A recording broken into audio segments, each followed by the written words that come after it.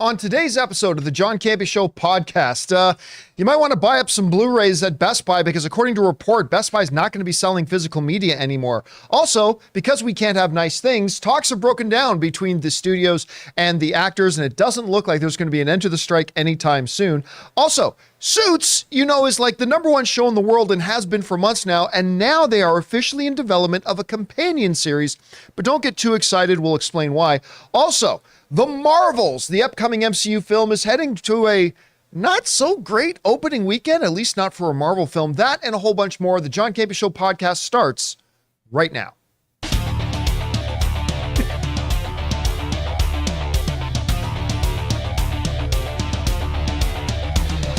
Well, greetings and salutations, everybody. Welcome to the best damn movie-related show on the planet Earth, the John Campea Show podcast, coming from right here in our quaint little studio, brought to you in part by our friends at Mint Mobile. I am, of course, your host, John Campea, and it is an awesome honor and privilege, as it is every day, to have you, our international friends, gather around as we talk about our favorite things in the world, movies and movie news, TV and streaming, and all sorts of good stuff. Not just giving you our opinions, of course, but giving you some information and context so you guys can form your own opinions, whether they're the same or completely different than ours. Joining me in here, I got Ray Ora. Yeah, what's up, players? Jonathan Voico's here. Hello. I'll have something planned, and then he just throws me off. Chris Carr is here. I, here. greet you, fellow players. And I, of course, am here, but most importantly, you guys are here. Thank you so much for being here, making the show part of your day. Here's how today's show is going to go. We're going to break it into two parts. In the first part of the show, we're going to go over those predetermined topics that we just listed off.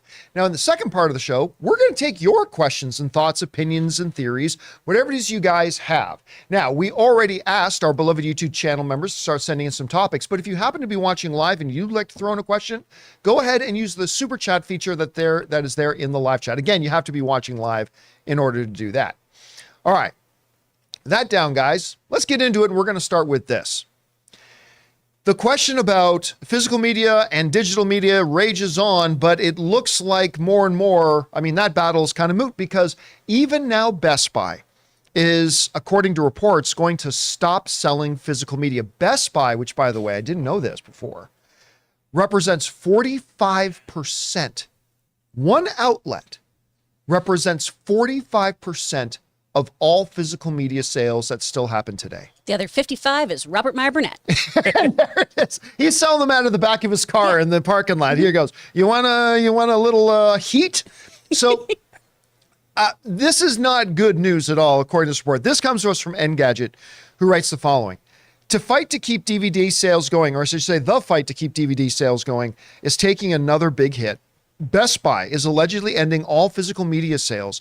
That means Blu-ray, DVD, and 4K Ultra HD, in-store and online, the Digital Bits reported. Multiple sources claim that the move will occur in early 2024, possibly as soon as the first quarter. The news of Best Buy's decision comes only a few weeks after Netflix ended its 25-year DVD delivery service, sending out its final copies on September 29th.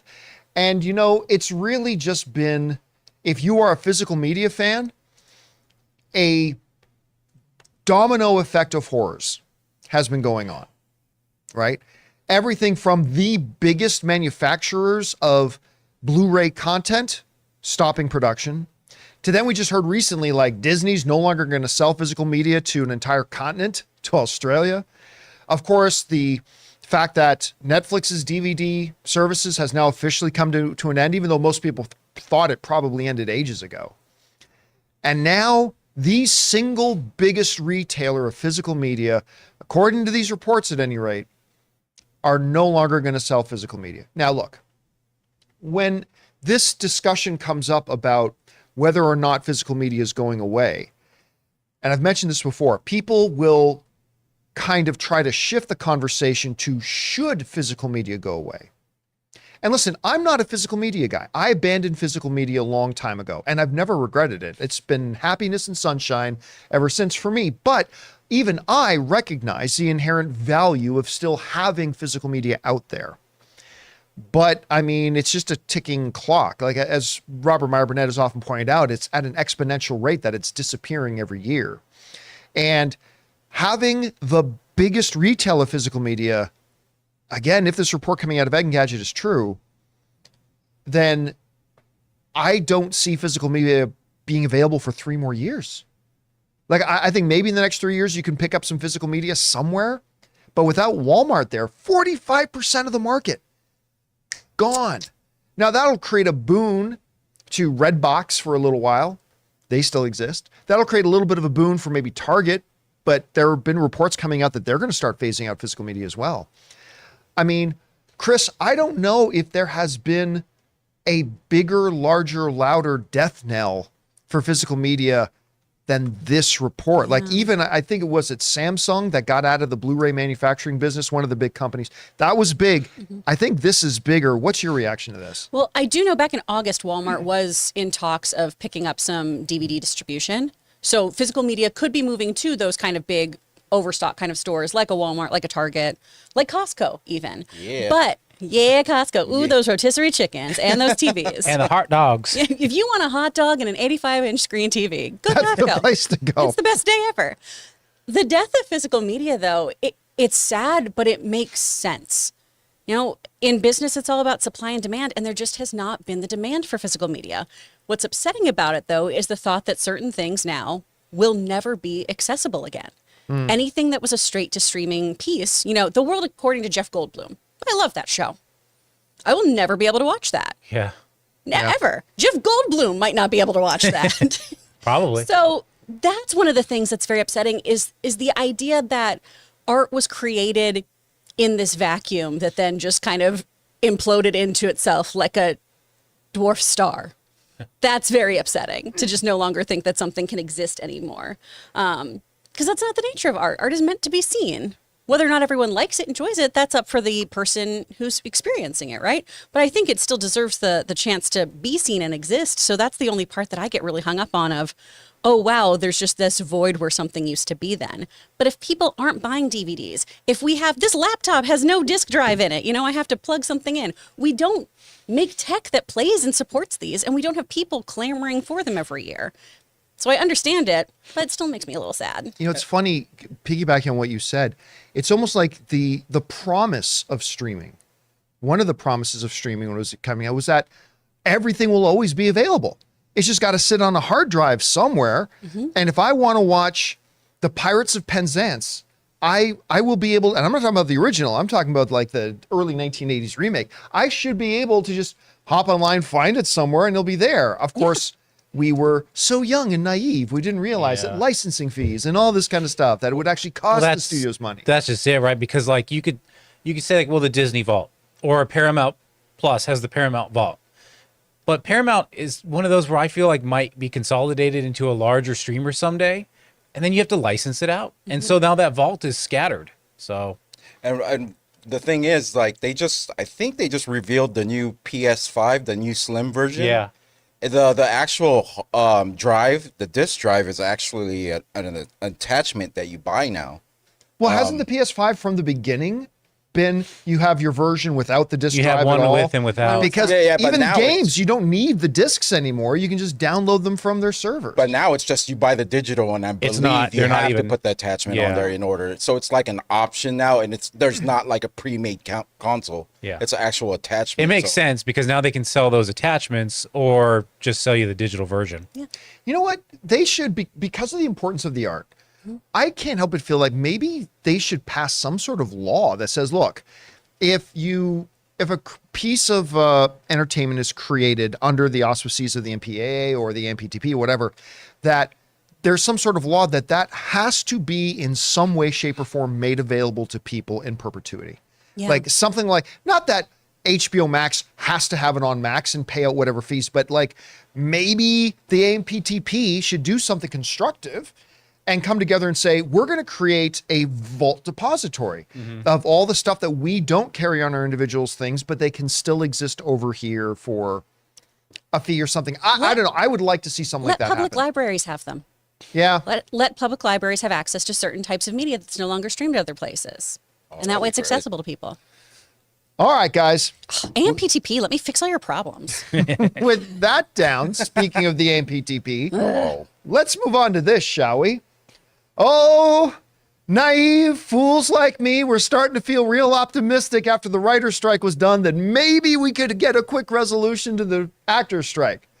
Well, that ain't happening because it looks like the two have never been further apart. And that happens to be the topic of today's Mint Mobile hotline question of the day. Listen, guys, if you've got a question for the show and like to hear your voice on our show, go ahead and call our Mint Mobile hotline anytime, 24 hours a day at 951-268-4259. Every day we pick out one or two questions to address, and today's is about the status of the actor strike. Check it out.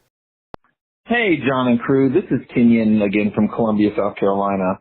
I just got an alert on my phone this morning from the New York Times that the talks between the studios and the actors have collapsed, just saying that they're still far apart on key issues. I'm just wondering what happened if the writers just ratified a new 3-year contract on Monday and the Actors Guild usually follows suit in negotiations according to the trends that we've seen. What happened, and do you think we can get this back on track? Thanks, and bring on the filthy. All right, Kenyon, thanks a lot for sending that in. And bewildered, disillusioned, and feeling kind of hopeless. That's what I, as a film fan, am kind of feeling right now. Because I have gone from feeling like this thing's going to get wrapped up real soon to I don't see the finish line. Like that's how bad I think it is right now. I simply do not see the finish line.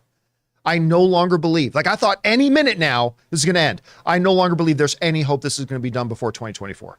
Now, not that anybody's told me that. I'm just saying that's how I'm feeling. Okay. I'm hurting, stress eating over here. Same, buddy. Same. And here's the thing. Now, like you said, man, I agree. It felt like when the writers got a deal that maybe a template could be laid out and some momentum. And for a while, it looked like that's what was happening, right? A lot of momentum started happening. The writers, or sorry, I should say the actors and the studios were meeting, if not every day, they were meeting every other day. It seemed like everybody was committed to getting in the room and talking, hanging out issues. It sounded like they might be getting a little bit closer and stuff like that. Now, the key thing to remember here, though, is that there are many similarities between a lot of the stuff that the writers were looking for and stuff that the actors are looking for. And so there, I'm sure a lot of progress has been made because the writers already got a deal. But there are a couple of areas of stark difference between, by nature, what it is the writers were wanting and needing and what the actors are wanting and needing, right? AI has been an issue for both, but the implications of AI on writers is different than what the implication of AI can be on the actors. Also, there's the issue of residuals. Now, why they did create and establish a model for residuals for the writers, I remember we said on this show, I don't know that model they came up with is going to be one that works for the actors. So that may become a bit of a sticking point. And sure enough, from everybody I've talked to at any rate, and I'm not in the room, okay? So everybody knows I'm not in the room where it happened. So, but from what it appears to be, and from all the people I've spoken to, it really comes down to two issues.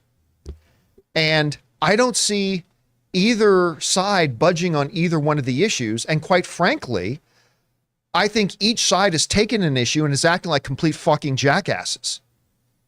Let's start with the jackasses at the AMPTP, shall we? It's great that they were able to come to some understanding with the writers about AI. But the existential threat to actors that AI represents is different than the threat it represented to writers. They needed entirely new solutions for that. Because as of right now, if this is what the studios want basically. They want to hire an actor to come onto a show for a day and say, oh, but by the way, by being on our show, we have in perpetuity rights to your likeness. We can redigitize the sound of your voice, and we can use it in any and all other media we ever want to do. Now, if we're talking about using the character, like your character is going to be, made into an animated character on a video game or something like that, there's some discussion to be had there. But I mean, literally, did Henry Cavill get paid for his appearance in The Flash? I don't know the answer to that. I'm willing to bet you he didn't, though. Did Christopher Reeve's estate get any payment for Christopher Reeves popping up and showing up in Flash? Maybe they did, and I just don't know about it. I'm not saying it's impossible that they did, but I'm willing to bet they didn't. And that is just a microcosm of what the studios want. They want to be able to go, hey, we'll just we'll make one movie with Ryan Gosling. called The Attack of the Butt Sniffers. We'll make one, right? Ryan Gosling will be a big hit in it. But you know what? Why pay Ryan Gosling $10 million again for the sequel? We'll just use his digital image and make it. That may seem impossible today, but that day's coming that they could do it. And the actors, rightly so, are drawing a line in the sand and saying, no. And it is, look, I get the deep down desire, if you're the studio, to want to have that arrangement, just like I understand the deep down desire to rob a bank. But it is completely asinine of what it is the studios are asking for. Look, the studios are going to need to have some protections, yes, to be able to use a likeness here or there for some little thing here, I get it. There's negotiations to be had there, whatever. But this blanket thing of we want to be able to use the digital imagery of an actor, no, that's just stupid. It's just stupid, and they need to take it off the table. And I don't think they will. I think they got their heels so dug in on this AI thing, I don't think they are going to budge. At least not until it really hurts. And until that gets done, there's not going to be an actor's deal. So that's the one thing. Then the second issue that's different is the issue of, it doesn't even feel right to call it residuals, because what the writers got isn't really a residual, it's a bonus. It's bonus. Yeah. And what they're really negotiating, and I get it because the model of residuals doesn't apply to the world of streaming. So what they're trying to come up as a replacement for residuals with the actors is going to look completely different. But man, things took a turn for the stupid the other night. And I'm going to read this from NBC News. And I'll set up the quote here. Basically, the studios, as has been going on, offer, counteroffer. They've been trying to get together closer on things. Well, I guess the studios put together a proposal that was something that looked like the writer's deal in what they called a success-based bonus system, right? And then the actors came back with something so profoundly idiotic and offensive. I just don't blame the studio for walking away from the table. And that's what they did. The studios got up and walked away. They said, look, we can't even talk to you if you're going to do this. So this comes to us from NBC News. The union president, Fran Drescher, said, it really came as a shock to me because what exactly does that mean, getting up and suspending negotiations? And why would you walk away from the table? It's not like we're asking you for anything that's so outrageous. Yes, they were. Let's just be clear about that. Yes, they were. It's so wrong and it's so unfair that they walked out of the meeting and so disrespectful. When I was there, they talk at you. They don't really want to hear what you have to say or what you're saying. The AMPTP did not immediately respond to NBC News, a request for comment. The alliance represents NBC Universal, the parent company of NBC News. They're making that clear.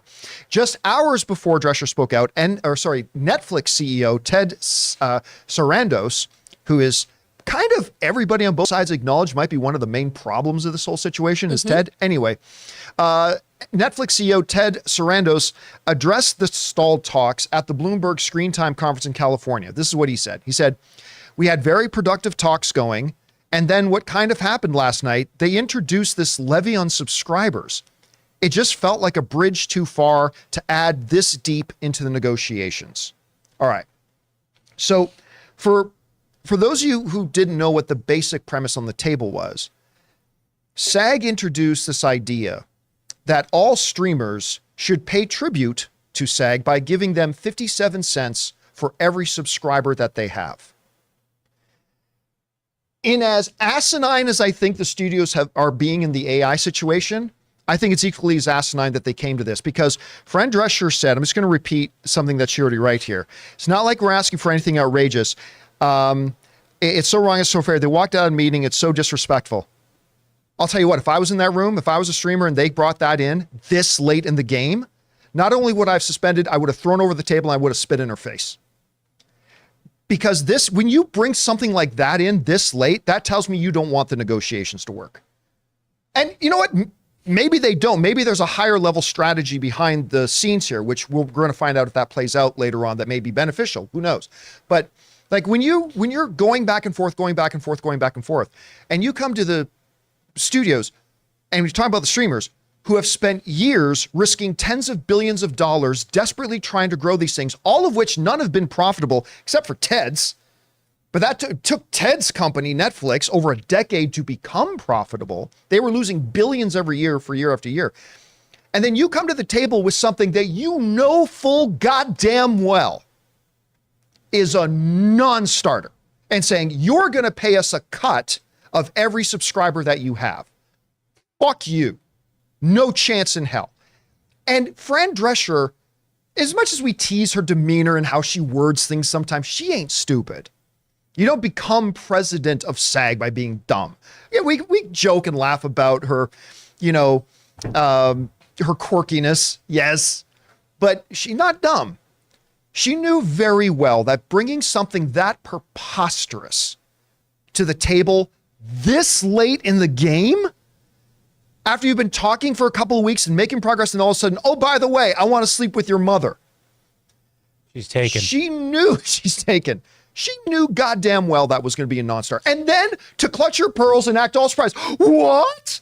They walked away. First of all, SAG should have walked away with the studios not budging on the AS stuff, because that's a no-go. Like that bullshit's got to stop. So they should have walked away themselves. But don't act all surprised when you come into the room and say, oh yeah, give me a cut, and that they walk away. Of course they walked away. You knew they were going to walk away. So you could get on camera and say, I'm just so shocked that they walked away. Of course they walked away. You knew they were going to walk away. Any rational person would have walked away. Because as Ted said, who is probably the biggest problem in this entire negotiation is Ted. So when the guy who's the biggest problem is saying the thing that kind of makes sense, that's a bad thing. When he says that was a bridge too far. Like there's no point in talking to you if you're going to come in weeks into these negotiations as we're all trying to make progress together and you're going to drop that on the table. So you got these two issues, the AI thing, which there is no way in hell this SAG should ever compromise on. And you got this, I can't even call it a residual thing because it's not a residual, but we'll just say the back end finances. The back end finances situation, which doesn't look like anybody's going to move. And I got to tell you, my optimism has been replaced by complete and utter skepticism. I no longer believe this is going to get done anytime soon. Anytime soon. This isn't going to happen. So, Chris, give me a reason to feel hopeful here, because right now I'm not Santa Claus handing out the hope baskets. I'm feeling pretty dark. I'm You're feeling pretty Krampus negative right now, man. Is this a temporary spat that they're actually going to be able to work through in the coming weeks, or I don't know. What do you think? I really think so. Everyone in the WGA keeps cheering us on in SAG, saying, hey, this is what happened to us. They stonewalled us, and a month later, we finally got to have actual real negotiations. When we came back to that table a second time, just like you guys, they didn't give us anything. They weaponized what we were saying. And we held fast, and we want you guys to do the same. We'll still be on the picket lines with you. To be clear, for anyone who wanted to join picketing today, that has been canceled. Just because most counties and everything, because of everything with Hamas, I don't want to get political or anything, but people are being urged to not take to the streets today because they have urged people to take to the streets. So Don't do that. Here's the thing. Under 57 cents per subscriber, with Teddy Boy telling me that me and my ilk are putting a levy on his subscribers. It doesn't really sit too well with me because he's just a little guy. He's just a little guy. Let's be clear. That is a shady son of a bitch right there. Yeah. Ted is a shady son of a bitch. So many of the problems have been because of Netflix and Amazon. Can I Yes, just they say, really it looks have. like he's been squeezed in that box Loki tortured X5 with. So I can understand why someone might see that as highway robbery, but 57 cents per subscriber, under 57 cents per subscriber, then divvied out between us based on how involved we are in something, our own negotiations, everything. It's not like each of us gets that per subscriber. That then gets divvied out for all of us. If I understood it right, the payment under the proposal would literally be a check cut to SAG itself. That's what I thought. And then SAG itself and then would distribute SAG it. distributes all of the money. Right. Yeah. We have to figure out a way to do the residuals. We really just do, because we're part of this process. And there's a way to do it. And if you don't like this way, counter it. Counter it. Don't walk away and then go tell the trades, which you own, how SAG's being ridiculous and SAG is doing this and conflating the number we asked for initially by 60%. That's not okay. If you want to have a discussion, have a discussion. And maybe this is why I like a negotiation. I love them. People get awkward about them. I think it's fun to just be like, tell me what's fair and reasonable. Let's go. Let's figure this out together. Especially compounded with all of the AI stuff here. That is truly outrageous of like, no, you should sign a waiver that says we own your likeness in perpetuity. So ridiculous. Bananas. So ridiculous. This is something, though, that I feel like we really can come together on because, and I know a lot of people are going to roll their eyes at this, but it is a risk for an actor every time you take a project. Every single time, because we have so little control. So when I agree to go do something, I do not know what the finished product is going to look like. I don't know how much I'm in that finished product or if I'm in it at all. And when I've done that, I've also turned down other roles that I physically could not go to or that were in conflict with what I was doing. Let me play devil's advocate for a second, though. Can't you Oh, I say know the you will. same of anybody working in any trade, that by taking this job, I can't take that other job. By taking this job, I don't know what the end result's going to be. I'm just being paid to bring my skills to it for the day, and I'm going to get paid a rate. Like, So if you work at a job and then they let you go or something like that, right, and it doesn't work out between you, you still get to have that job on your resume. Which technically, because I've booked something, I can do that. I booked the job. But I have nothing to show for it if they cut all of my footage. I can't go, oh, hey, here, an actual example is I was in a Star Wars commercial I got cut out of. And while that was great to tell people I booked the Star Wars commercial, I had nothing to show for it. So it meant absolutely nothing in my career of like, yeah, this casting company likes me, but they cut me for time. When you're in did you still get paid? I still got paid for my That's day. not a rhetorical question. No. I'm just wondering. I got paid for the day. Okay. I had to join my union because I was a must join at that point. I got no residuals ever because I was cut from it.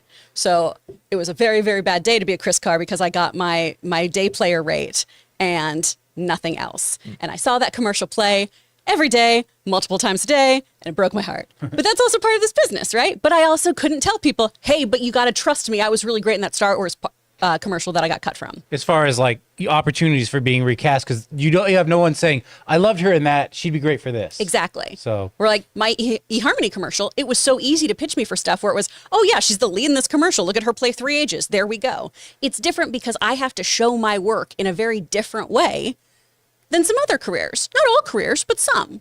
So that's part of this issue here too. I understand being heated about this. I have a very personal vetted interest in this.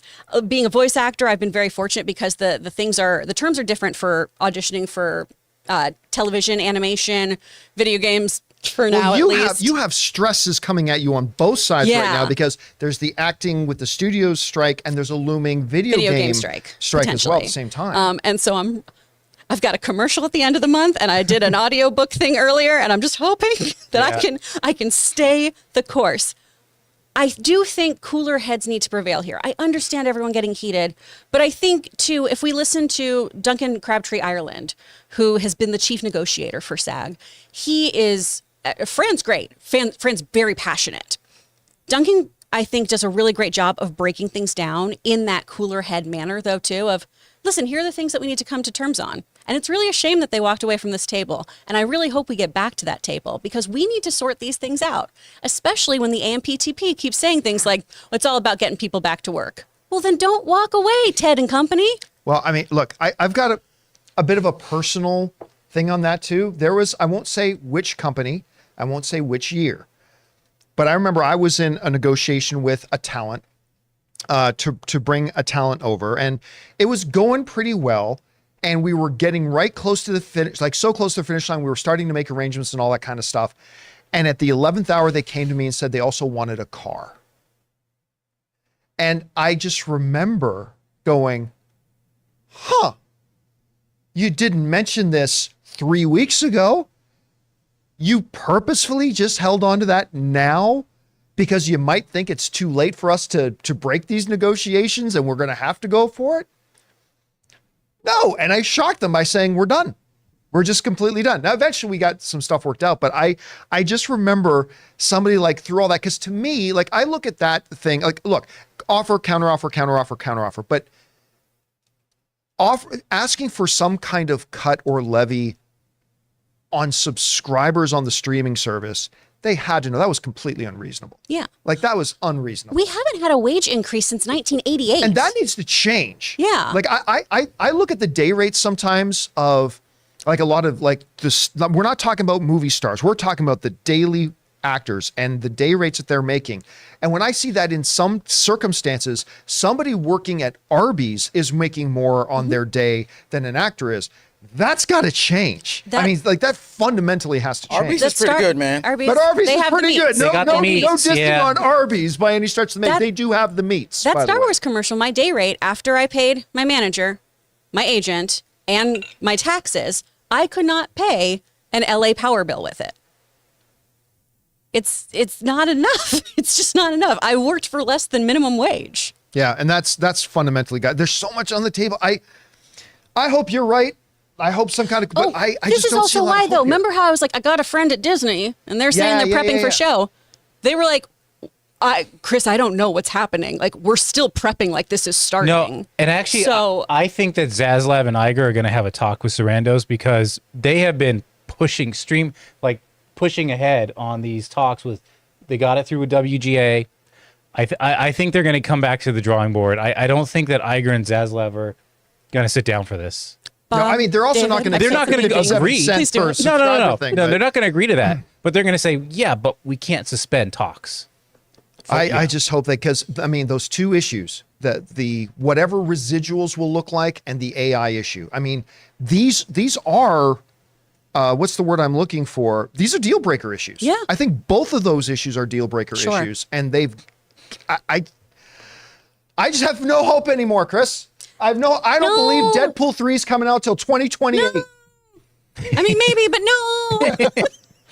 All right, guys, with that down, we still have to talk about Suits. The #1 show in the world for months is now getting a companion series. That word companion series is interesting, though, so don't get your hopes too high. Also, The Marvels is coming out, but not to a great opening weekend, according to the studies right now. But we're going to get to that stuff in just a second. First, we're going to take a moment here and thank a couple of sponsors of today's episode of the John Campea Show podcast. The most comfortable shoes I've ever owned at Vessi, and the folks doing great work over at BetterHelp. Guys, we want to take a second to thank a sponsor of this video, Vessi. Now, you guys know I'm not exactly the most fashion conscious guy in the world, but I love a great pair of shoes that are comfortable and I can wear almost anywhere. And growing up in Canadian winters when my feet got wet a lot, waterproof would be nice too.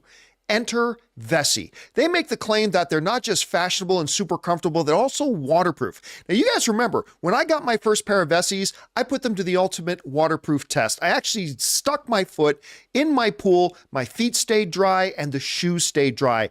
Incredible. And they're the most comfortable pair of shoes I ever owned. Well, that made me want another pair. So I got another pair of Vessis that look great and just equal that world-class comfort that I got from that first pair of shoes. They are absolutely my favorite shoes that I've ever owned.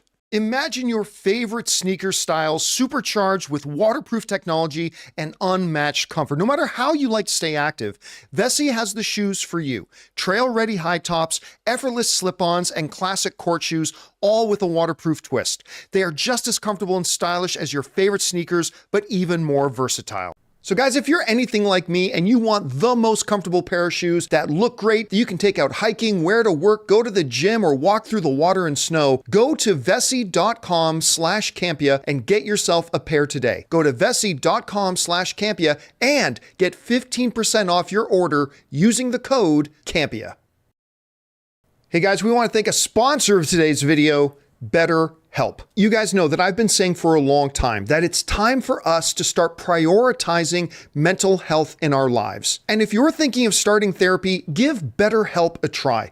It's entirely online, designed to be convenient, flexible, and suited to your schedule. Just fill out a brief questionnaire to get matched with a licensed therapist and switch therapists anytime for no additional charge. I've pointed this out many times, but we as adults know that we need to prioritize our physical health, and so we encourage each other and cheer each other on when we take steps for improving our physical health, like going to the gym.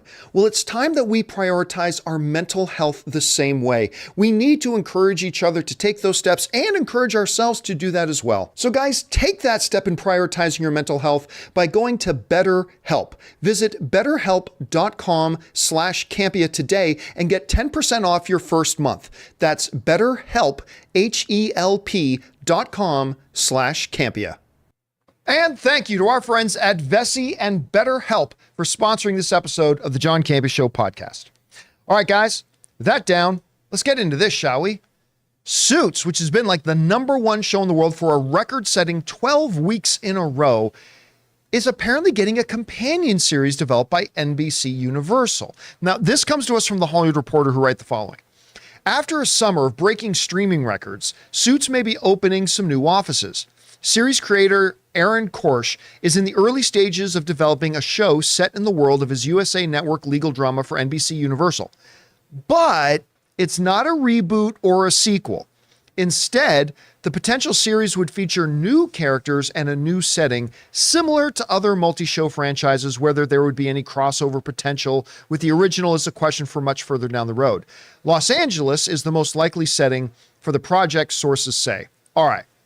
So for those of you who might have missed this, we talked about the other day, Suits, like 5 years after it went off air, has been the #1 streaming show for 12 weeks straight, setting a brand new record. It's crazy. I'm one of those people. I started watching it probably before it became the #1 show again, but it was starting to become hot, so I jumped on, started watching it. Love this show. It's so good with so many fantastic characters. From Harv, Lewis, Donna. I forget the name of have any of you guys watched all of Suits? No? I've watched some of it. Woo! I don't know enough So of it. good. It's such a good show. So I couldn't be happier for or thrilled for its success. Now, a lot of people speculated and wondered, like, well, maybe this can create a reunion show, bring the show back, revival, bring it back. And so a lot of people, including me, got kind of excited at first hearing that they're developing a new show. But it's not Suits, guys. It's not even a revival. It's not a reboot.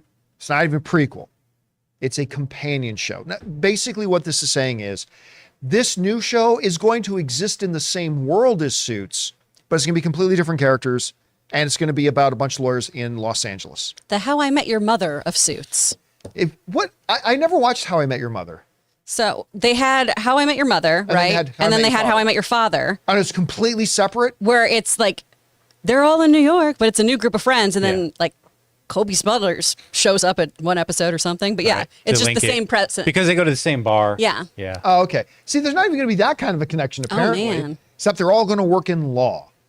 Now, listen, if it's being run by the same guy, if it's a legal drama comedy run by the same guy who did Suits, okay, that's still going to have my interest, I confess.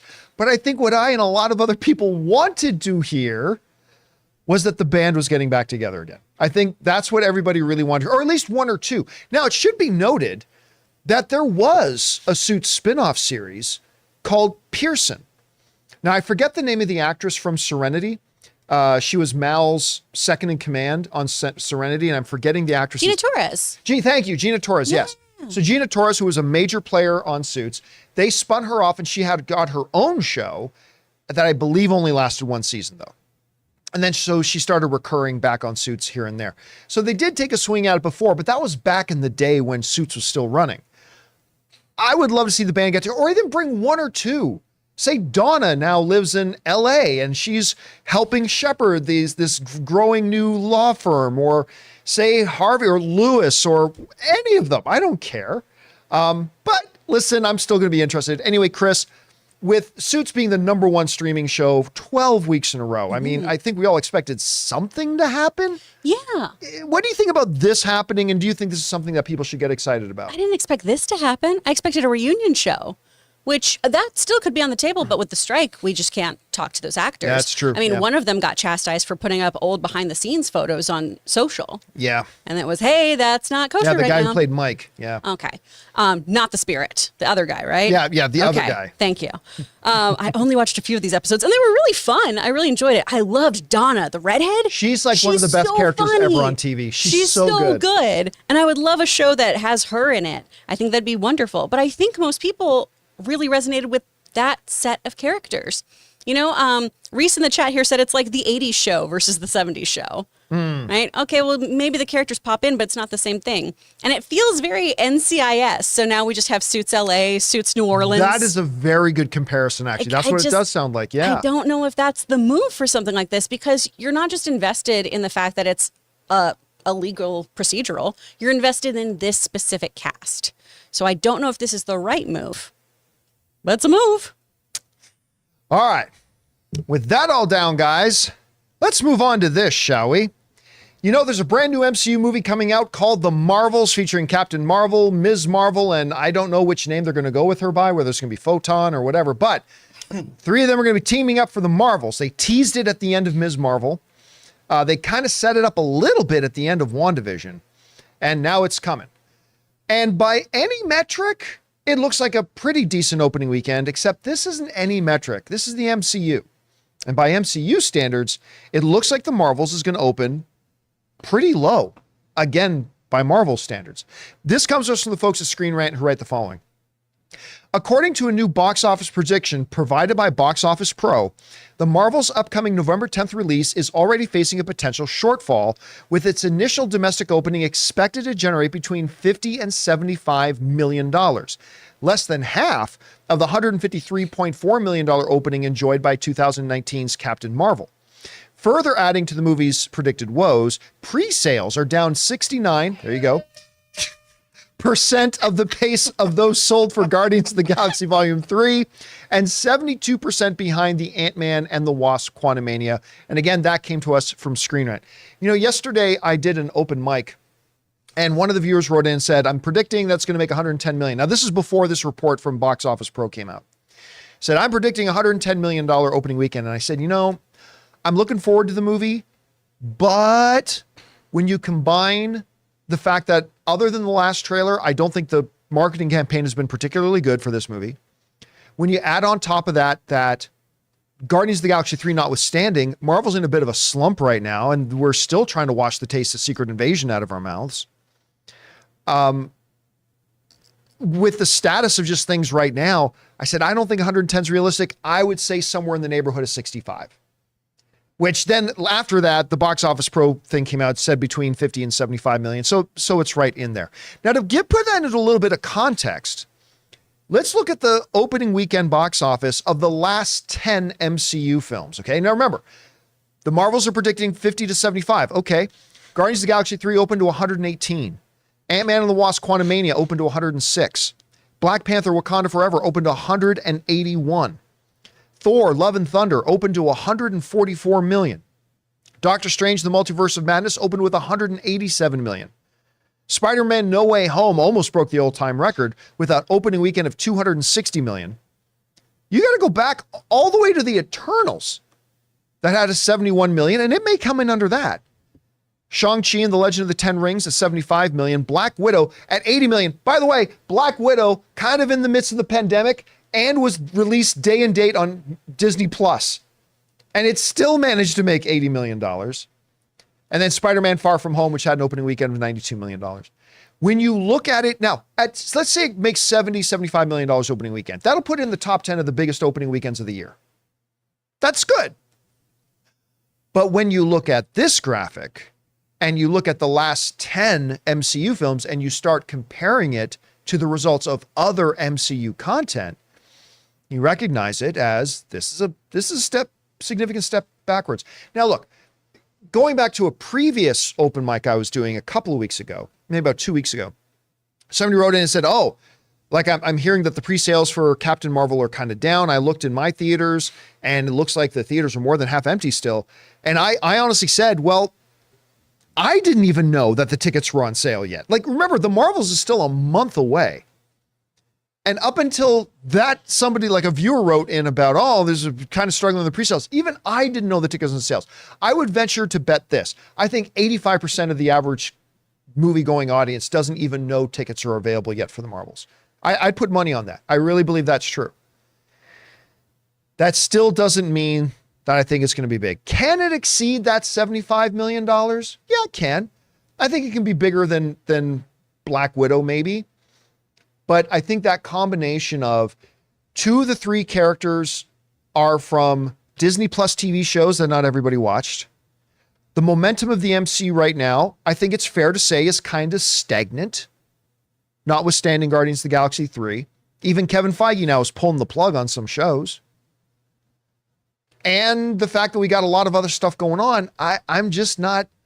That's why yesterday I said I see 65, not 110. I see 65 million as a plausible opening weekend. Anyway, Chris, you see these numbers. You hear Box Office Pros kind of projecting right now. We're still a month out. Where do you think this thing's going to land? I'm honestly not sure because I was thinking we'd get that uptick because of Guardians.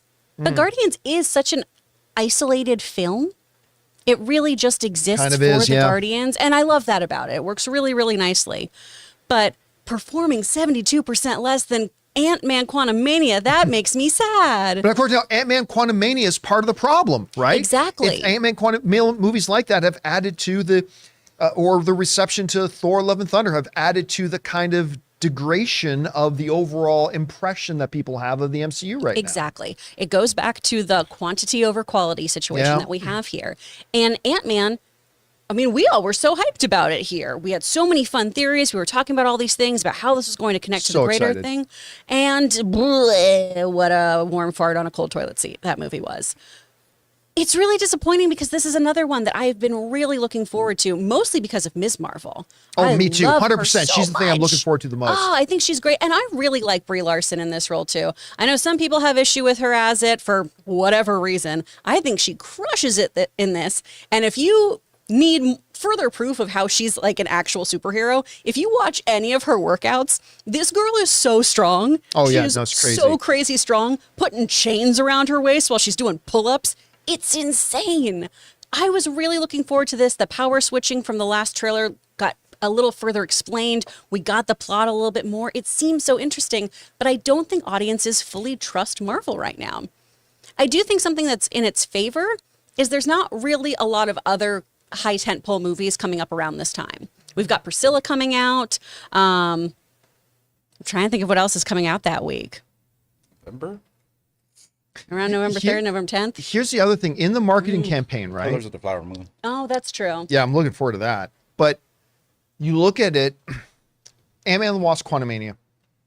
Kang was very prominent in all the marketing and stuff like that. Yes. Thor: Love and Thunder. You had Christian Bale was very prominent in all the stuff. Wakanda Forever, Namor was very prominent. You'd almost forget there's a villain in this movie. Yes. Like you catch a couple of glimpses of some unknown, unnamed, that's the baddie. We don't know anything about her, stuff like that. So that's kind of been something that's been, I think in their marketing campaigns has prevented a lot of people from also getting excited. We don't even know what the central conflict is at this point. And I mean, Marvel's never been particularly strong at their villains. They've had a couple of great ones, but they've got a big villain problem because everyone ends up being a jobber. They're there for one movie and then it's unless you're Thanos or unless you're Loki. Loki. Yeah. Yeah. Well, maybe this new character can be a Loki. Doesn't look like it. Certainly not treating it like it. Anyway, guys, they're saying that the number is going to be 50 to 75. I'm projecting about 65 right now, but it could go higher. It could hit 80, 85, 90, I guess. But it's still going to be overall pretty big for the year, but pretty low for an MCU film. Where do you guys think that thing's going to land?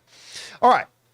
Listen, guys, with all that down, we're now going to go over and start taking your guys' thoughts, theories, opinions, and questions. But before we do, we're going to take another quick moment and thank another sponsor of today's episode, the main sponsor of our YouTube channel, actually, my mobile service provider, and they should be yours, the great folks at Mint Mobile.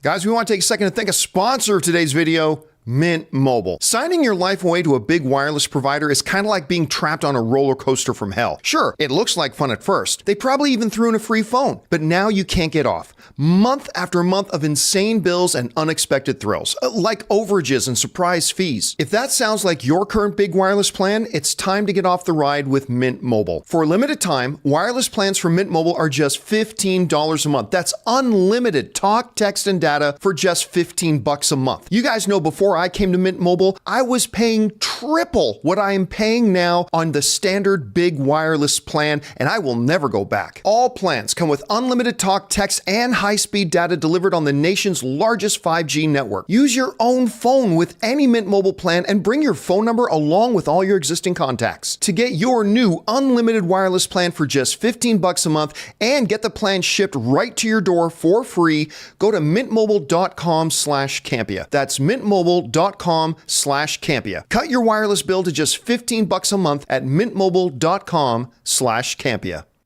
And thank you to Mint Mobile for sponsoring this episode of the John Campea Show podcast. Okay, guys, with that down, let's get over and start taking your questions. We're going to start off with those of you guys watching live and sending in super chats. So, Chris, what do we got? We have from Guzman. Hey. The trailer for Beekeeper is okay, but Silent Night will be the superior revenge movie. Rick Flag, John Woo, son killed, vocal cords damaged, Christmas! That looks pretty cool too. I think Beekeeper and Silent Night are both gonna kind of come in the same way. I don't expect either of them to be exceptional movies, but I was saying this on Open Mic yesterday. I am a sucker for righteous vengeance movies. Like, they killed my daughter. Kill them all. They killed the nice lady who was being good to me with phone scams. Murder every one of them. Like, I love righteous vengeance movies. And did you see the trailer for this one with Rick Flag, Ray? I just know because you're such a big... Beekeeper. Yeah. For the Beekeeper? No, for Silent Night. Oh, no, I haven't. Oh, it's another thing. Like, Let me their gangs get into a fight and his little child is one of I the feel like you collateral did see damage. it. And he gets shot and he loses his vocal cords and he can't speak. And it's called Silent Night. And it's just him going out and murdering everybody. It's just that and Beekeeper. I'm really excited about both of them. All right, what's next? From Damaris Love, just finished Gen V binge to catch up, and holy moly, the show is amazing. Oh my God. I love this show so much. You know, last night's episode, it just kind of drove home to me that really one of the big things that this show is about the college experience. But it's being told through metaphor of these superpowered beings. But at the end of the day, it's actually these real experiences, whether it's the complications of relationships, the trying to figure out your social status in the place that you're in, all that kind of stuff. Like, some of it was just, it's profoundly good. And then you get into the superpowered stuff and it's just ridiculous. But I'll tell you what, I don't know if you saw last night's episode or not, Chris. Mm-mm. The puppet fight. There's a puppet fight? Oh, it's more a puppet slaughter. The basic gist is this. Yeah, there's a character we've been introduced to, Sam. Mm-hmm. And he obviously has some issues, and will see people. What's John Ritter's son's name again?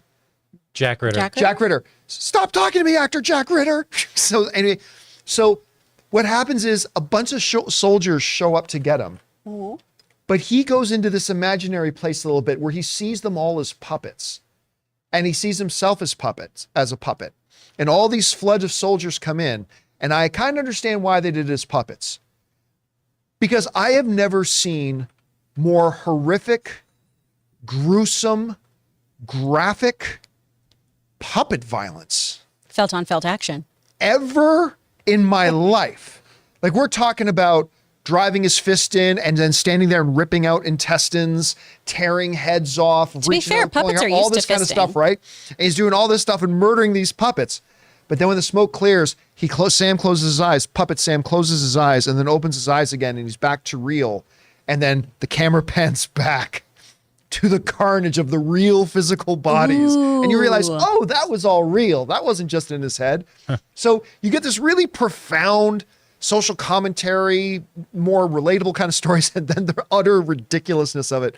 I am loving this show, my friend. I'm glad you liked the episode last night. Hold on, John. This looks good. Oh, he just watched. Are you looking at pictures of Silent it now? Night looks good, man. Right? It has Kid Cudi in it too. Oh. Come on. All right, what's next? Oh, and it's Jason Ritter. I looked it up. Jason Ritter's okay. Yeah, I was Jason thinking Ritter. Jack Houston. From Ian A. Barth. John, you're going to love the Eras Tour concert movie. There's no Nicole Kidman ad. Oh, that's right, because they're not even letting AMC use A-list. They can't use their own promotion before it. Ann and I seriously thought we're going to watch Gen V, and we're going to watch Loki, and then we can still get tickets and go and be 45 minutes late. And we thought about it. We thought about doing it, but we didn't. But I'm hearing good things. I'm seeing this movie at my bedtime. I'm going to a 9 p.m. showing of this movie tonight. Yes. You gotta let me know how it is. Too late. That's a 2.5 hour movie. It's 2 hours and 48 minutes, John. Tomorrow's Saturday. You'll be It's a fine. good thing you don't have to teach get up in the starting morning. at 8 a.m. and I teach till 4. Oh dear. All right, It's what's gonna next? be a fun day. Power teach. From TJ Perry. Netflix's Castlevania Nocturne was incredible. Netflix animation is killing it. Cyberpunk, Edge Runners, Arcane, Castlevania were all unreal. Ooh. Castlevania's been good. Arcane, though, Arcane's bananas. It's so good. I can talk Arcane all day. It without exaggerate, and I know it's only had one season. It is my all-time favorite animated show. It's so Like good. easily my all-time favorite animated show. I just cannot believe how good that is. And somehow, some way, they've continued to make Castlevania really good as well. I'm Very excited to different watch shows. Nocturne. Oh, Very yeah. different shows. So All right, bloody. What's next? From Sector Forbes, first some support. And then, so he gave us a $15 super chat total. Oh, thank you, Sector. Last night's episode of Gen V was amazing. It was a perfect example of the strength of storytelling and that you don't need a big budget of money to wow your audiences. Hashtag Puppet Massacre. I'm telling you, it was.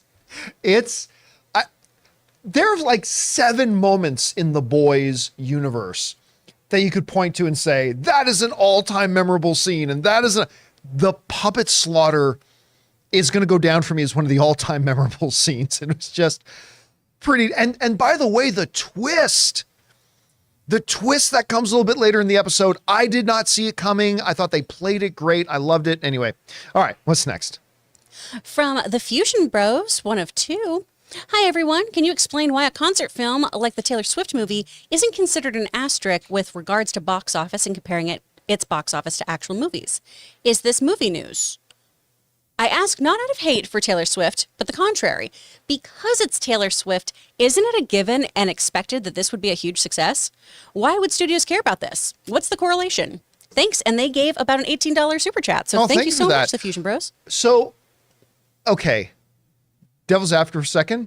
Couldn't you say, well, it's an Avengers movie. Obviously, it's going to make $1 billion, right? Look, a movie, lots of different things are movies. Like some people try to argue that documentaries aren't actual movies. Yes, they are. You know, like when you take cameras, again, film instructor Dove S.S. Simmons, who Quentin Tarantino recommended. And so I went and took his course. But one of the most memorable things I've ever remembered about film instruction, about movies in general, was one of the very first things Dove said when he started his seminars was, if you want to know how to make a movie, here's how you make a movie. Get some friends, stand them in front of your camera, start recording on the camera and say action. 2 hours later, stop recording and say cut. You've made a movie. I mean, what is a movie? Like, I just call it on-screen entertainment, right? And there's many different shapes and sizes of it. But yeah, if they took all this footage that they recorded and then edited it together in a certain way and created a visual presentation of it and it's playing in theaters, it's a movie. It's a movie. Now, studios got their knickers in a twist because they knew that being in movie theaters was going to stomp their movies. And they're not wrong. It is stomping their movies. So that's why all these other these studios had movies planned around that date. And then all of a sudden this nuclear Taylor Swift bomb dropped right in the middle of it. And all the studios started scattering like rats when the light came on, moving their movies away from it. So that's why they care. That's why they got a little bit upset. But yeah, it is 100% a movie. In the same vein that any animation is a movie, that any documentary is a movie. This is a movie. And it's a different kind of movie. Absolutely, yes, but a movie nonetheless. And that's why it's legit movie news. That's why the studios care. And it's going to be pretty big box office. And now listen, you can say, well, it's Taylor Swift. She's one of the biggest stars in the world. Of course it's going to make lots of money. Really? Because there have been other concert videos in the world. We can laugh and joke about Justin Bieber all we want. But Justin Bieber was one of the biggest stars in the world. When he put out Never Stop, Never Stopping. Never say That's Lonely Island, What was which it is called? so good. Now I gotta look it up. Justin Bieber never Bieber fever. Never I don't say know. never. Never say never. That's right. again. Never. I personally prefer never stop, never stopping. But Justin Bieber, never say never, right? They made that. They put that concert film. It made grand total worldwide, what was it, $79 million or something like that? So no, it's not a given. So just something to keep in mind. All right, what's next? From Shamrock Vibes. Chris, I had difficulty with the Cockney accent. I had to play a tramp. London has different variants and it's evolved the last 40 years due to many different cultures, which is brilliant. North London is easier to do. Yep, there's tons and tons of different regional dialects within London. That's one of the things my husband Logan specializes in. There is something about my brain though, and the Cockney dialect that I'm like, I end up sounding Australian. And I think it's because what we came up with was the most base stereotypical thing was Cockney, you want to fight. Australian, you want to flirt. And I'm just a little sweetie. I don't want to fight anybody. Is it weird? Am I the only one that whenever I see an actor use an English accent, I immediately pull out the Paul Rudd in Saving Sarah or leaving or Forgetting Sarah Marshall? Forgetting Sarah, That was finding amazing. Sarah Marshall, leaving Sarah Marshall, Finding, discovering Sarah forgetting, Marshall, never say forgetting never. Sarah Marshall's like, you sound like you're from London." London. Oh, one of the greatest lines ever. All right, what's next? From Guzman, reborn as a vending machine, I now wander the dungeon, is an actual anime and is kind of good. Maybe there's hope for the sentient microphone movie. Felipe. Yeah, Felipe, the sentient dance. Can I, by the way, just remind me something. So my wife Ann and I went around, this is totally side note, but your question reminded me of it. Talking about, what was it called? Reincarnated as a vending machine? As a vending machine, I now wander Reborn the as a dungeon. vending machine, I now wander the So dungeon. last night, Ann and I are going out and we're looking for costumes because Ann needs to have like 8 costumes every Halloween season. Anyway, so we're shopping around and I got to tell you about this one. We found a costume. At first I didn't get it. And then I noticed it and I started laughing my ass off. It's a costume of a breathalyzer. So it's a guy in this costume. It's kind of a big box. It looks like it's got lights, Oh, whatever, no. blah, blah, blah. And then down in the No. nether region is the boy, hose and it's boy. then No. blow here. And I was like, oh my God. And of course, Anne started laughing so hard she was worried she was going to pee. But Anne can wear it. yeah. If you see somebody else in a costume, oh, while you're wearing I'm not wearing it. I just thought that was very funny. it, only Anne Campea. The breathalyzer. Or Olive, because breathalyzer she's so thing. sweet and proper. All right, what's next? From Disgraceful Entertainment. While I'm not happy that the actor strike won't end, the silver lining is we get more John Cena in WWE, and hopefully The Rock will come back too. China. When I was telling Anne about the current situation last night in the strike negotiations, Anne just said, well, I guess everybody's going to join WWE now. It's all of a sudden George Clooney in a cage match because I want to see that now. I would love that. With him just like sipping He's from just like- Nespresso. We're in a tight spot. Oh, man. all right, what's next? From Jose Armez, Xbox closes Activision acquisition. Oh, Yeah, it's done. They had some hurdles thrown in their way, but Microsoft bought Activision. Wow. And correct me if I'm wrong, Activision owns Blizzard. So that means like frickin' Diablo, World of Warcraft, StarCraft, all that stuff, that all belongs to Microsoft now. It's going to be interesting to see how that kind of evolves. All right, what's next? From Damaris Love, spit in her face, no. Now RKO or F5, that's an option. I don't know what F5 is. Well, F5 is RKO Brock and an Lesnar's move. F5 Yeah. are the Oh. finishing moves of Randy Orton and Brock Lesnar. That's how they would do discussions, Like, apparently. You know, I'll stick with the turning the table over and being upset. I'm not going It's to a try classic to. Italian move to flip a table. Oh, it very is. Yeah. Oh, but you know what? Help me out here. So the RKO, that's just another version of the diamond cutter, is it not? It is the diamond cutter. It's the basically. diamond cutter. They just give it a different name. Yeah. Yeah. Anyway, Randy Orton's a great wrestler. All right, what's next? From Tim Platt. Hey, Chris, can we support you by downloading that book on Audible? If so, what's the name of it? And I'm on it ASAP. Oh, Tim, that's very sweet of you. I narrated a book called Quarantine Life back during the pandemic, which was very emotionally draining because I was talking about a pandemic while alone without human contact. But I don't get residuals from that. I don't get sales from that. I was paid very nicely, though, on it. And you can support my friend who ended up hiring me to do that job, the amazing Dr. Kari Nixon. So definitely still download that. If you want to help support me, I've got my own podcast that you can go check out, too. It's all on my Instagram. You So know, you just gave me an go do it. idea. I wrote a book called The Pride. And I've had a lot of people ask me to make an audio version of it, but I ain't reading it. I should talk to you about you narrating it Hell yeah. and reading it. Because one of the reasons I wouldn't read is because I can't do voices of characters. Every character would sound exactly the same to me. Might I interest you in my Wilson Fisk Yes. to read Oh my gosh. this novel you're Me and speaking Jonathan will of? do it. I'll read all the lady parts. Is there and a you can character read named everything else Vanessa like this. in this novel you speak of? All right, what's It'll be next? Perfect. From Logan, a $20 super chat. I don't know. Here's 20. Oh, thank you, Logan. I appreciate that, man. I'm so doubtful that's mine. Here's 20. That's awesome, man. Thank you so much for that. All right, what's next? From FX Starlord, the chat needs Ray's input on everything. Well, I mean, that's the thing. Everybody wants to know what Ray thinks about Yeah. everything. I'm just thinking about food, man. I'll tell you what, seriously. So I think I said this. Did I say this yesterday? We're going camping for the evenings this week. We go to the campground and stay for the evenings and then come back for work. And as I'm sitting by the fire one night, Ann wasn't there. She was still back at work. She hadn't come up and joined me yet. Sitting by the fire one night, and this gentleman was walking his dog by my campsite and came walking over and said, John Campea, the John Campea Show. I'm like, yeah. He goes, I didn't know if it was you, but then I realized you're wearing the same shirt that you're wearing on the show this morning. I'm like, cool. And then after that was established that I was John Campea, the very first thing, the little bit of a pause, and then, is Ray here? Oh, Like that was dead serious. That was the thing. Is Ray here? And looking around, seeing if You should have said something cool like, "Oh man, you went to go looking for some bears to wrestle." he went with." looking for bears. He's off helping the strike negotiations right now. They called in Ray as the great negotiator. He's there playing the middleman. I had that happen at Regal and Trader Joe's because I was wearing the same clothes, where they'd be like, I'm watching your show right now. And I'm like, oh. Yeah, that's always You funny. guys need to change when you go home first. Apparently. and then go out. The Trader Joe's cashiers were not impressed too, because they went, oh, are you famous or something? Oh, that sounds like a Trader Joe Right? cashier I went, thing. to oh, say. I do a movie news show on the internet. Oh. Yeah.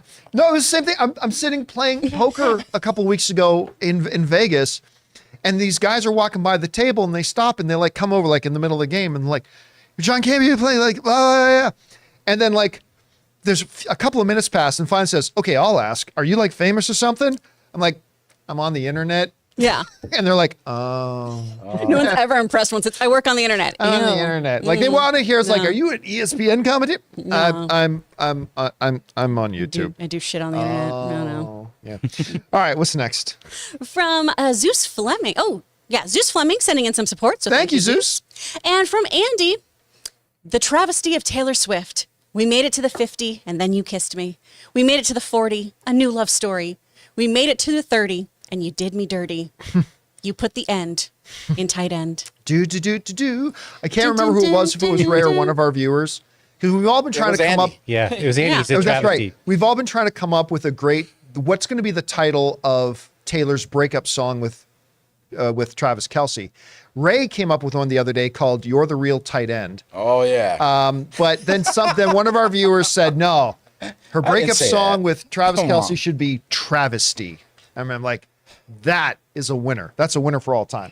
All right, let's get over and start taking some topics from our YouTube channel members, shall we? And by the way, thank you to all of you guys who are YouTube channel members. Your support of our channel is so deeply appreciated. Thank you for being a channel member. And all the rest of you, consider being channel members as well. All right, what are our channel members saying? From Dr. Stinky. Hey, John and crew. This episode of Loki felt like an actual episode of television. Really good. I loved every bit of it. My favorite part was the young adult hitting on Sylvie. I give it a solid 8.5. This is starting strong. It's off to, look, the first 2 episodes are down. They're off to a really good start. The primacy of Loki was one of my big points, and they're doing that. There's a great kind of scene with Loki and Brad, if those of you know it. Now, look, it kind of does highlight a problem with the MCU that they've always been very inconsistent with what exactly are Loki's powers.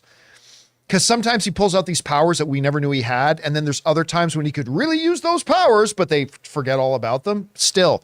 But he tells this one line, like somebody complaining, he's like, come on, that's not fair. We make it a fair fight. And Loki just goes, this isn't a fair fight. Like, it's just like, oh, it was so good. Yeah, I really liked the episode of Loki last night. All right, what's next? From Red One Real Talk, I have to say, on top of everything else I love about Gen V, their use of puppets is sensational. How would y'all feel about getting a super-powered Kermit into the mix on this series? No, don't cross those streams. Don't cross those streams. Leave Kermit alone. Hashtag leave Kermit alone. So no, don't leave Kermit out of it, but I did love what they did. All right. I hope they don't go back to it too much though. I hope like it was great. It was awesome. Don't make it too regular of a thing because it was awesome the way it is. Don't overplay it. All right. What's next? From CJ Rebirth, the part in Elemental that made me go, give these two a voice acting award is when Wade starts to evaporate because he's stuck in the room with Ember.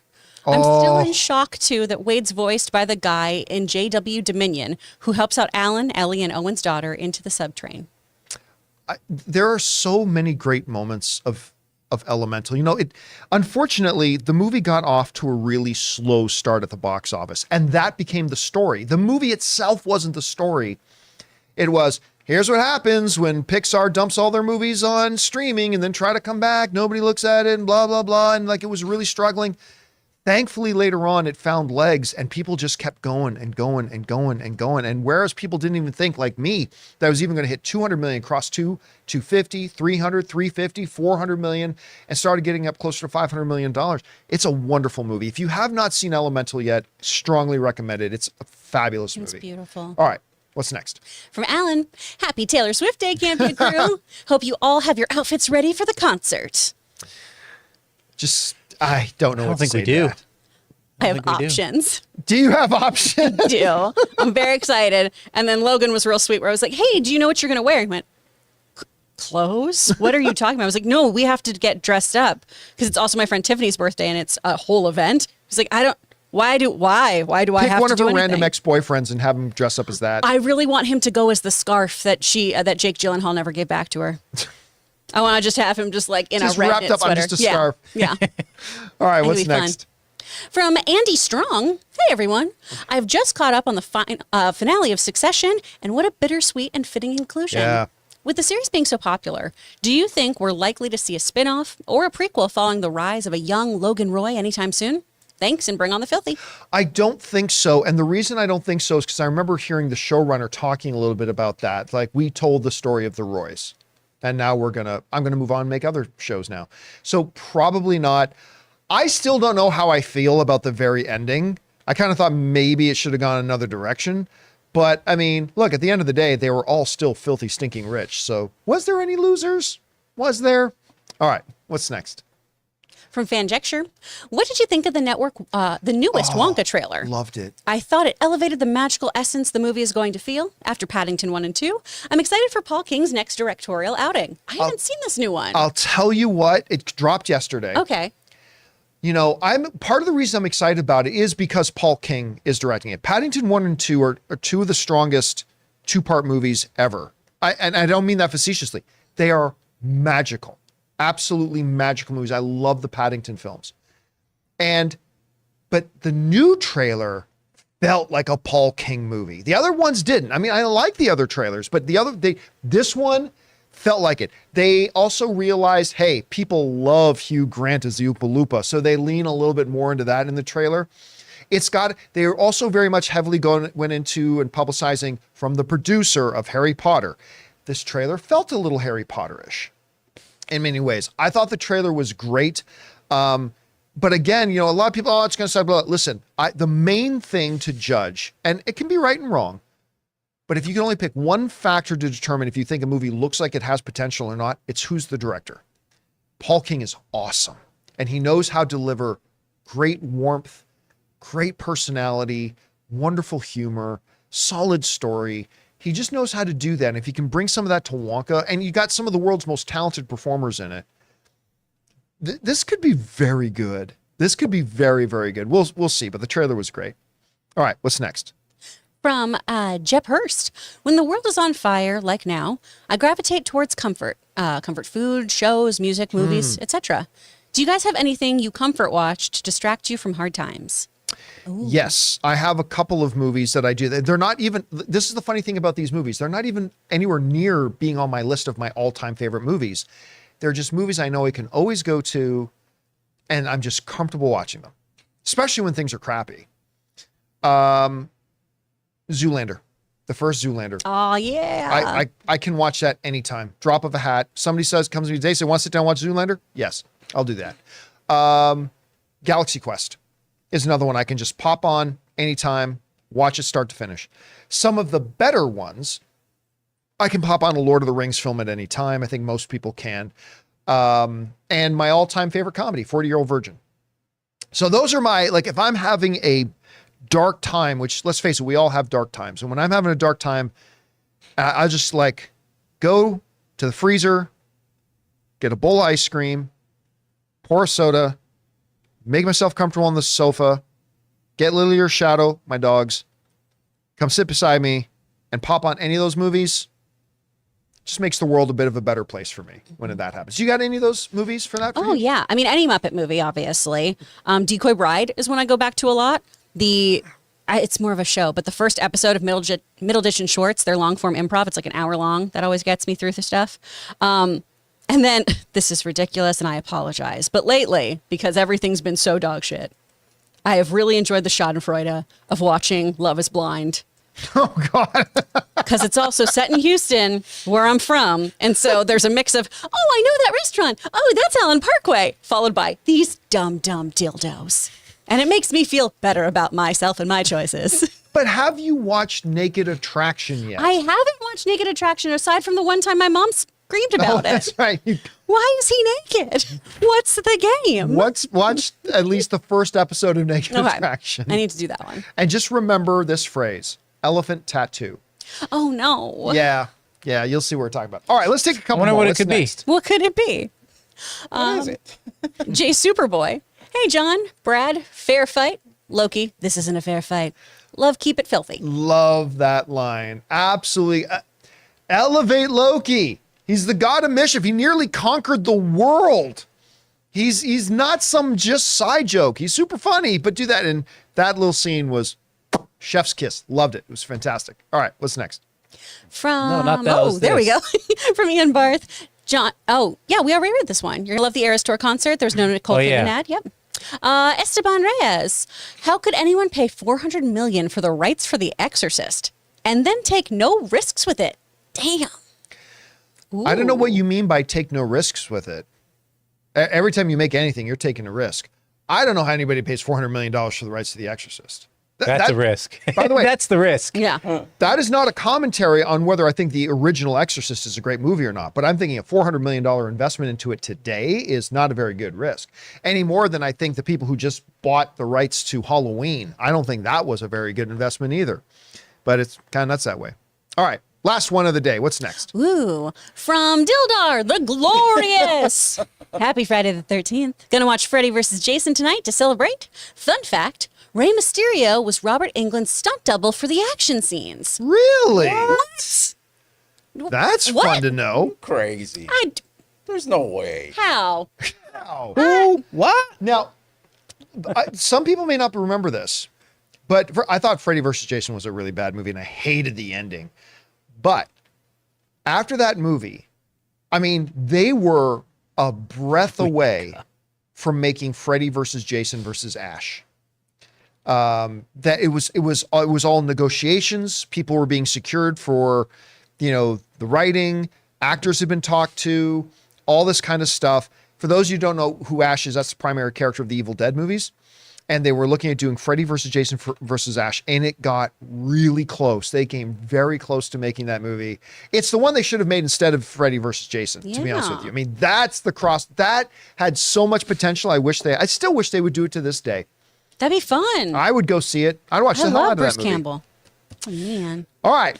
And with that down, guys, that'll do it for today's installment of the John Campea Show podcast. Thank you so much for being here and making this show part of your day.